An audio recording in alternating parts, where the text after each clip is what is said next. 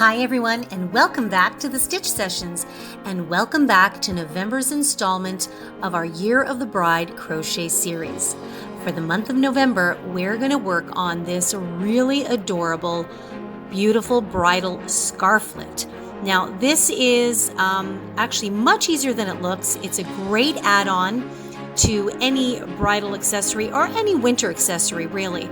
And I just think you're going to really enjoy working on this fun project. We just simply use double crochet stitches, and you'll be amazed at how easy it is to create this ruffled effect. Now, you can actually make this into a full-length scarf if you want, but I chose to keep it nice and short, especially for more formal occasions like a wedding or a special function. And I think you're going to have a really fun time working on this, and it's also might make for a fantastic Christmas gift. Now, before we get started, if you are new here, don't forget to click that subscribe button so you'll always stay up to date every time we upload our tutorials, which is every Wednesday. And we've got one more segment in our Year of the Bride series this year for 2020, and that's coming up in December, so stay tuned for that. If you've missed any of our previous Year of the Bride segments, we'll leave a link in the description box down below to that playlist. I think you're really going to enjoy going through it. Now, in the meantime, without further ado, let's get all of our materials together and let's start stitching up our bridal scarflet. Okay, so let's dive in. Here are the materials you're going to need to create your scarflet. And I am very excited to dive into the yarn I'm going to be using. So I have the Caron Latte Cakes by Yarnspirations. They come out with these cakes for the last couple years anyway, but they always had them in self-striping colorways. And I'm more a fan of solid colors because I like to be able to control the color changes. And I was so excited when I saw that they've come out with this beautiful shade. Now, it is called Cream, but it looks pretty white to me. And I thought this would be perfect for a winter bride to make a scarflet for her. So that is the yarn we're going to be using. And let me just get a little bit of info here for you guys. So it comes in a 250 gram cake. This should be more than enough to create your scarflet. As always, it depends on how long you're going to make it. I'm going to create a bit of a length, but nothing too crazy in this project. It is considered a bulky size 5, and they're calling for a 6.5 millimeter hook. And actually, that is the hook I'm going to be using today. And just a little FYI, sometimes I stay clear from these types of yarns because I'm always worried about how to care for it. But it does say that it is a machine washable and dryable. So that's really, really cool. It's 58% acrylic and 42% nylon.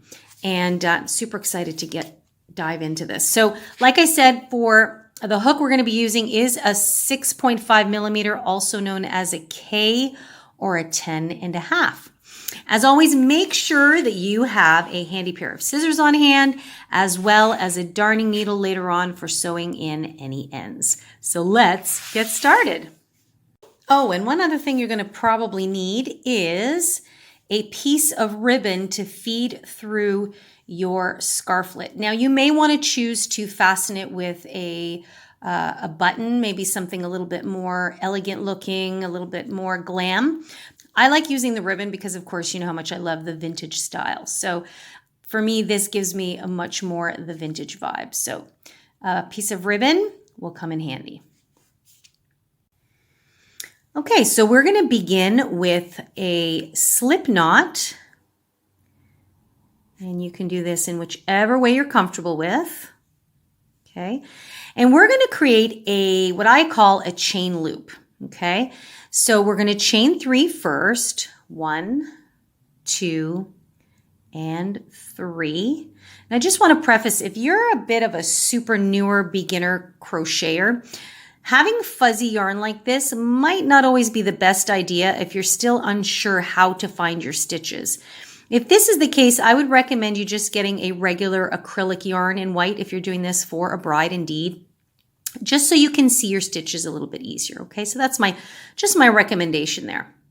Now, what we're going to do is we're going to find the very first chain again. So it's right there. And we're going to place a double crochet into that stitch. So you'll yarn over, insert, pull up, pull through the first two, pull through the second two. So what we've done is we've created a little loop. And I have done this in a few other projects. So some of you that have been following along for a little while, you may recognize this technique here. In fact, I did another bridal tutorial using this loop technique. And by the way, if you are new here and don't follow us regularly, you should really subscribe. And that way you can stay up to date every time we upload a new video. And in fact, I'm going to go ahead and put a link down below to the video where we're making a bridal crown using the similar technique. So lots of cool stuff on the channel. So make sure to check it out. Okay, so now what we're going to do is we're going to continue creating 13 more of these loops, okay? So you will then chain 3 again, 1, 2, and 3.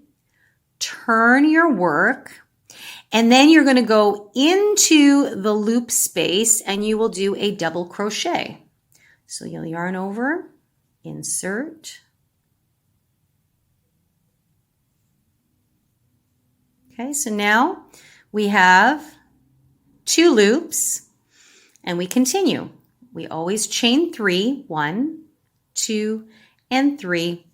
We turn, and then double crochet back into the space. And this is how we're going to create the length that we're looking for. So you can see now I have 3 loops, and you're just going to keep doing that until you have a total of 14 loops. And this will give us the length that should be just about perfect to snuggle up around the neck. We wanted something that just kind of sat really nicely around the neck for warmth, but also didn't interfere with hair or makeup. Super important on these special days. So guys, continue doing these loops until you get to 14, and then I will meet up with you once you've completed all of your loops. Okay, so I've got all of my loops done here. Now, just a little something. For the scarflet, if you are a tighter crocheter, 14 loops, what you want to do is you want to take these loops and measure it around your neck. It should come just nice and snugly to meet each other. It should not be, it's going to be snug, but it shouldn't be like super tight where you have to stretch it. If that is the case, you probably just crocheted a little tighter. So just add a few more loops. It's not a big deal.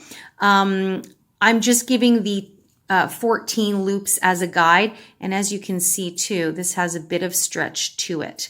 But you definitely don't want it to be too tight. In fact, it's better if it is a little looser, because then with the sash running through it, we can always adjust it. So I actually went ahead and did 2 more. So I have 16 loops in mine. And in fact, it gives me just a little bit of an overlap. And you're probably looking at this going, holy cow, that looks pretty small.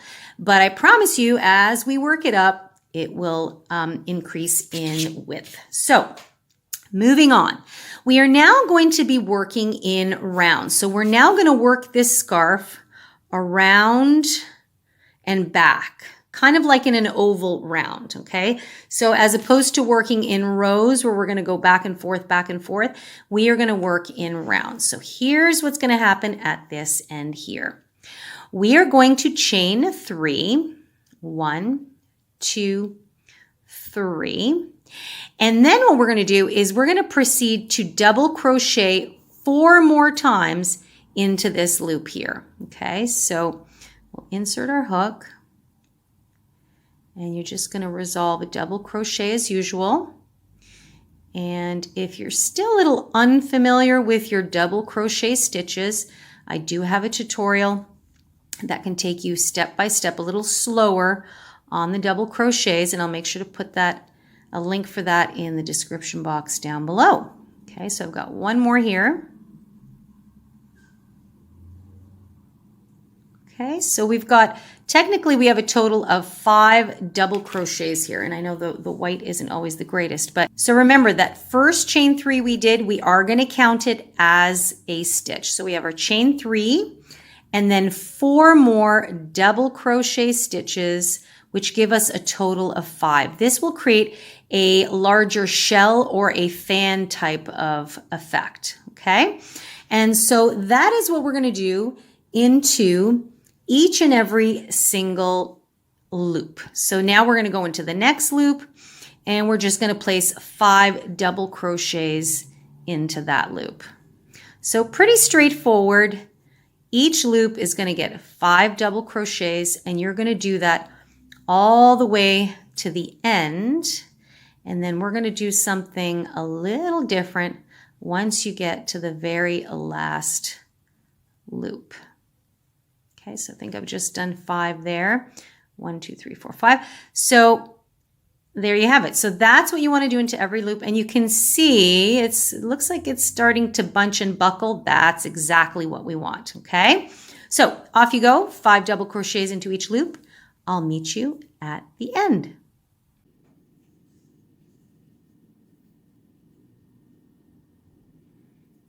I'm just putting the last 2 double crochets into the final loop here. So you can see that's where my tail is. Okay, now you can see that your work is looking something like this. Okay, so you can see it's buckling and the ruffled look is already starting to take place. Okay, so this would be the top part of your scarf, top or bottom depending on how you look at it. Okay, now if I was doing the longer scarf, I'm going to say this next thing next. Okay, so this is how your work is looking and you can see that it's starting to buckle and ruffle, and that's exactly what we want. So now that we're at the very end here of this side, here's what we're going to do to come around the bend. Okay, so we've just finished doing our 5, and actually I'm going to probably work that tail in there. We are going to chain 2, 1, 2, and then continue into this loop with another 5 double crochets. So we'll go back in. I'm going to try and work over that short tail. If that tail is distracting to you, you can just simply weave it in at the end. So no worries. So, whoops, see that already got tangled up in my work here. So that is 2. Here is 3. 4 and 5. Okay, so now you can see that we've created the actual end of the scarf. Okay, and so now we've come around the bend and now we're just going to be working along the bottom of the loops, and we're going to keep doing exactly what we did along the top. Okay, so now we have a definite point there on each end. And so we're just going to continue as we did before, 5 double crochets into each loop until you get back to the beginning. And that is where we will pick up for our next round.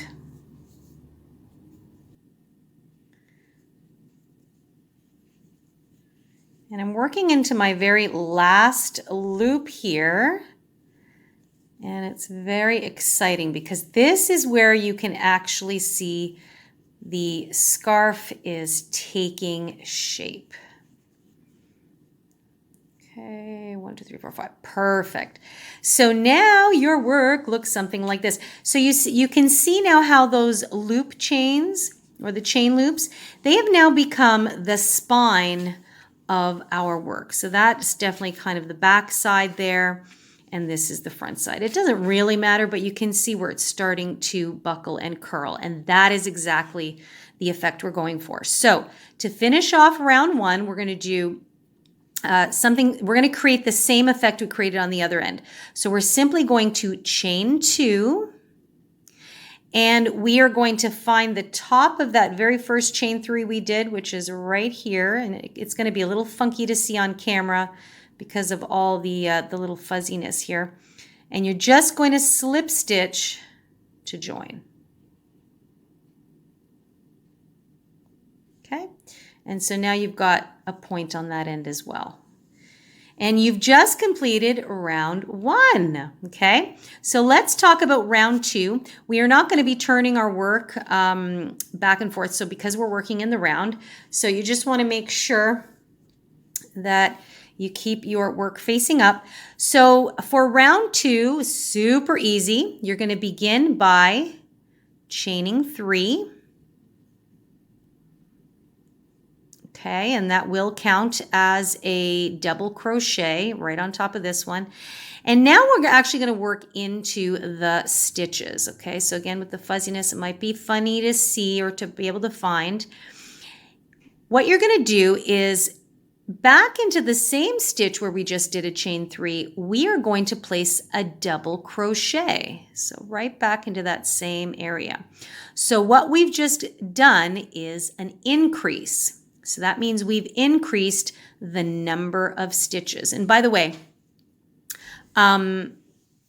if you were off by 1 or 2 stitches, it's not a big deal. When you were doing your 5 shells, like maybe you're going to come across and go, shoot, I only did 4 there. It's not the end of the world because as you can see, it is buckling and curling.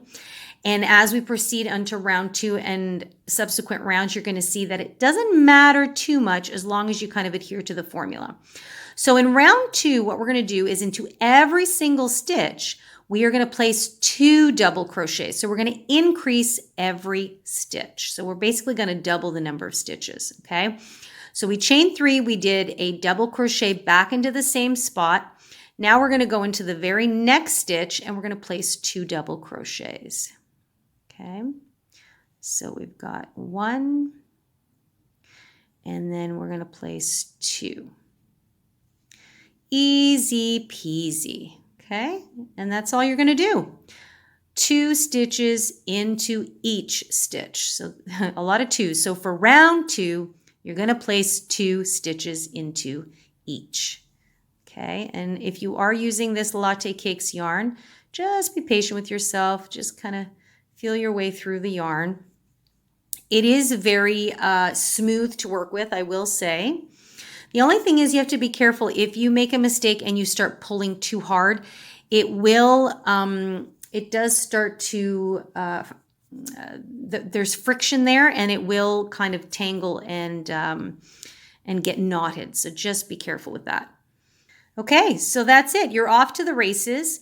2 into each stitch. And when you get to the end, I'm just going to meet you up at the end corner all the way here.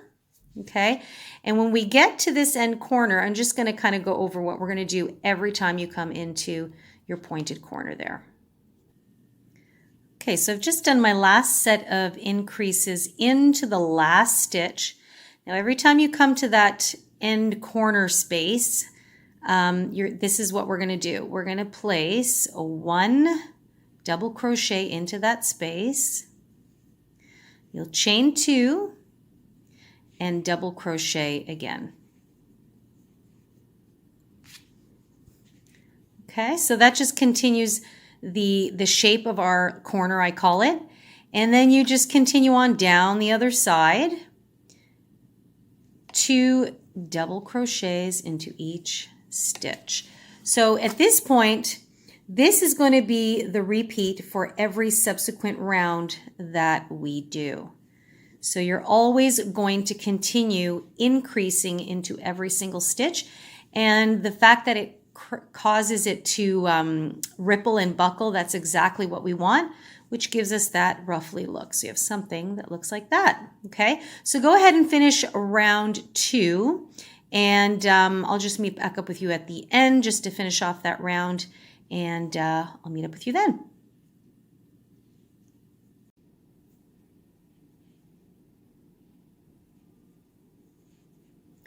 And just at the very last stitch here, and I'm back to my original corner here. So remember we chained 3 when we came up here. So what we're going to do, the same thing we did in the other corner space, we're going to place 1 double crochet, chain 2, and again 1 double crochet. Okay, and then you just find the top of your chain 3, which is right here, and you're going to slip stitch to join. And that is basically the repeat for your project. So you can see that each end is taking on a little bit of a point here. So when I set my work down, okay, so you've got something that looks like this. So this is where you can see that all the great ruffles start to take shape. So you're going to just repeat round 2 now for as many times as you would like until you are happy with the width of your scarflet. So I am going to go ahead and do a total of 4 rounds. And because I want mine to be nice and thick and fluffy. So like I said, you can do as many rounds or as little rounds as you like. And basically you're just going to keep creating these increases into each and every single stitch. And the more increases you do, the more ripple effect you get. And you can see our original chain loops are right there, which is perfect. And that's it. That's all. It's actually super easy. And once you get into the groove of it, you can sit back, watch your favorite Netflix show, and you're off to the races. So I will leave you guys to do as many rounds as you like, and I'll meet you back when I've finished mine. And I have completed 4 rounds. Whoops. And we have something. I haven't snipped off my yarn yet. So here we have our scarflet. See how lush and fluffy that is? I just love that. This is just so divine, especially using that Caron latte cakes. I love, love, love the feel of this. So soft. So you can see it really created a lot of fantastic shaping and ruffling, and that's exactly what we were going for. So if you kind of go in here, here's where your eyelets are. And I guess I should snip my yarn off. So again, if you wanted to do like 5 rounds or 6 rounds, you can certainly do that. I did find that by the 4th round that I think this is plenty, because otherwise you just start getting kind of enveloped and lost in all of this ruffle. Some people might have even stopped after 3 rounds. It's totally a personal preference.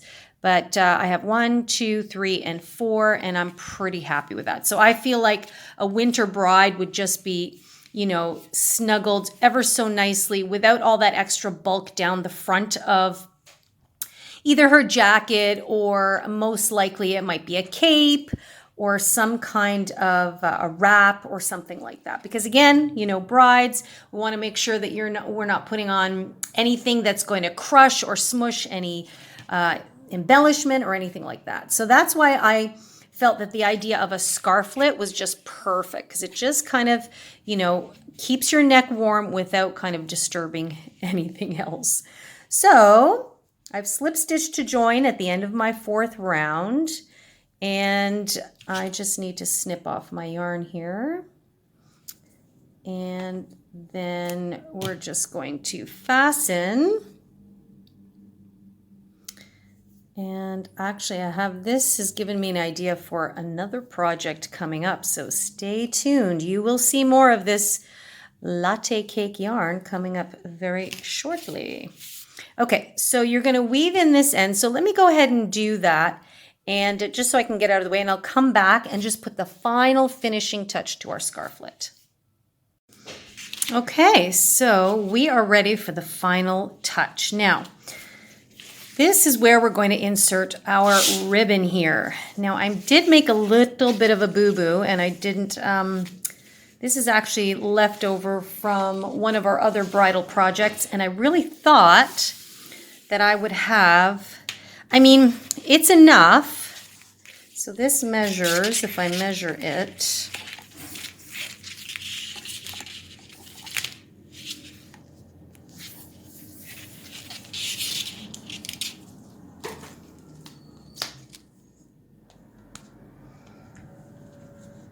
about 39 inches or approximately 100 centimeters. So it's enough to kind of feed through here, but I kind of like the look of a longer kind of tail to the bow. So that's the only thing we probably won't have with this. So I would probably recommend you getting at least 60 inches. Always better to have extra than not enough. But this will work just fine for our purposes right now. So what you want to do is you just want to find basically where the top and where the bottom is. They kind of look the same. So you just want to make up your mind which one you want. Now, if you opt for a button instead of a ribbon, you don't really have to worry about this part. You would just, you see you've already got a loop already here. And on the other end, you would just kind of sew the button to this little crease here if you want. And Bob's your uncle. Like maybe you have a really fancy jeweled button. That would look really, really smart. That would look really, really gorgeous. So totally up to you. Again, I like to use the ribbons. So what I'm going to do is I am going to start by feeding it in. And I will kind of not do it in the very first. This is the corner space. I'm going to do it in the second one there. And then I'm just going to skip this next one and go into the following one. And this is going to take me right into my very first chain loop right there. And that's what I'm going to do. I'm just going to feed it in and out all the way through. So just have to find your way through all of these ruffles. So excited for the final reveal. I love how this came out. I'm so excited for the final reveal here. Okay. Okay, so you can see it's going in and out. So just do that all the way to the end. You don't need to watch me do the whole thing. And I'll meet you at the end. So this worked out perfectly because now I'm in my last loop and I have it coming out. And then I'm going to skip this first corner space. I'm going to go in and back out the next one. Just like that. So if you look down what is considered the spine of your scarflet, you have something that looks like that. And I'm just going to kind of pull it through so it's somewhat even. Okay, and that's why it doesn't really matter which side you do it on because all the ruffles are going to hide it for the most part anyway. You may want to kind of straighten that out if you want, but I really feel like it's not necessary because these are not really going to get seen as much. But if you are very particular, you can certainly do that. So that is the ribbon down the spine. And now you are ready to place your scarflet on your bride. And now you would just cinch it shut. Just like that. And you can use the perfect thing about, the great thing about this ribbon is if you want to snuggle it a little tighter, you can just cinch it.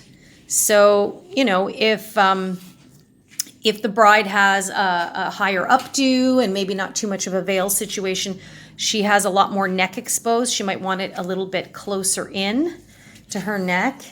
And yeah, so you can tie, I mean, see this is I would have liked this a bit longer so that it would have had a drapier bow, but totally up to you, or some people even just kind of leaving it like that, but this is it. So again, the bride can wear this with her a coat, a cape, a wrap, a shawl, and I think, and the great thing about this is it can be very useful even after the special day. This is a gorgeous scarflet for any occasion, really, and it will keep you toasty, toasty warm. So I hope you've enjoyed working on this, and I hope you've also enjoyed the fact that it's turned out to be much easier than maybe you thought it would have been at the beginning, because it does look quite fancy. And I hope you've gotten some extra joy out of working with this yarn as I have. As always, I thoroughly enjoy having you guys come along on my crochet journey. So thank you for joining me for November. for November's Year of the Bride installment for our bridal scarflet. You know what that means? We've got one more installment left for 2020, and then we go on to a new year and a new series. So in the meantime, if you have any questions regarding this project, please do leave me a comment in the comment box down below. You can always reach me directly at info@crochetcrafty.com. And I love it when you pop over and say hi to me on Instagram and Facebook. We're at the Stitch Sessions. And if you haven't pressed that subscribe button, make sure you do so. We've got lots more fun projects coming up. This will also help you stay up to date every time we upload our tutorials, which is every Wednesday without fail, and sometimes we add a few bonuses throughout the week. And by the way, if you have enjoyed projects like this, please make sure to give me a thumbs up, and this helps me to know that these are the types of projects you'd like to see more of, and I'll be sure to create more. In the meantime, guys, have an amazing day. Happy crocheting and take good care. I'll see you guys in the next session.